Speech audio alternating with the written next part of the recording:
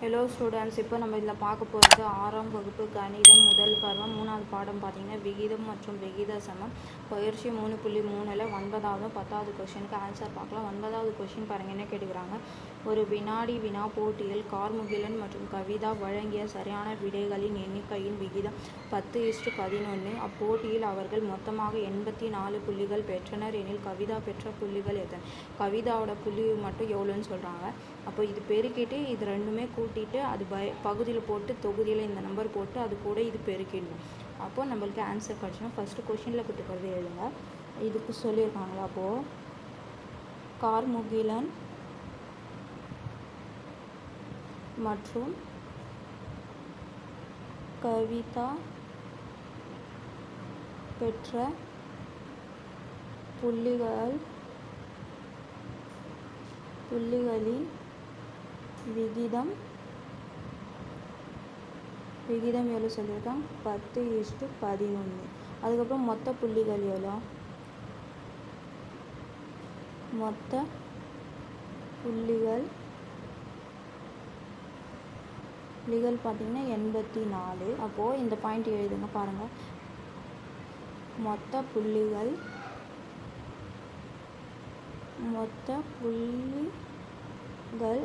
84.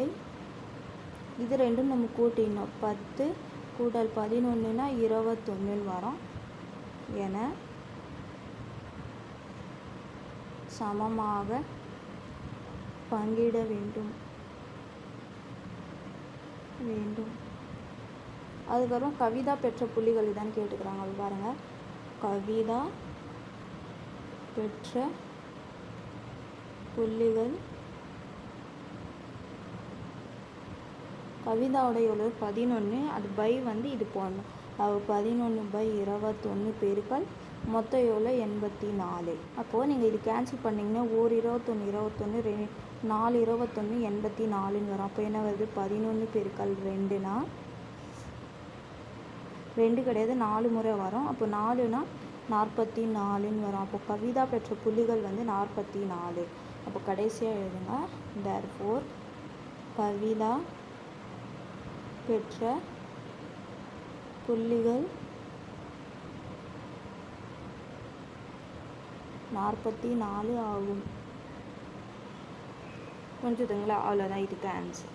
அதுக்கப்புறம் பாருங்கள், 10வது கொஷின் என்ன கேட்டுக்கிறாங்க. கார்மேகன் 9 ஓவர்களில் 54 ஓட்டங்களையும் ஆசிஃப் 11 ஓவர்களில் 77 ஓட்டங்களையும் எடுத்தார்கள் எனில் யாருடைய ஓட்ட விகிதம் சிறப்பானதுன்னு கேட்டுக்கிறாங்க.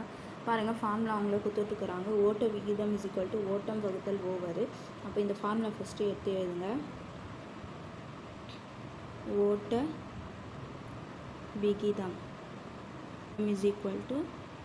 ஓட்டம் வகுத்தல் ஓவர்.